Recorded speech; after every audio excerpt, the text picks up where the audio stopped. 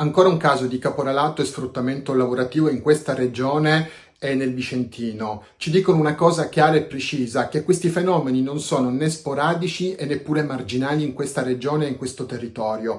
La Flash IGL è da diverso tempo che si sta battendo, denunciando questo tipo di fenomeni attraverso l'opera del sindacato di strada e delle brigate del lavoro che giusto qualche settimana fa hanno battuto il territorio dodigino e nelle prossime settimane saranno presenti nel territorio trevigiano con la vendemmia che inizia proprio in questi giorni.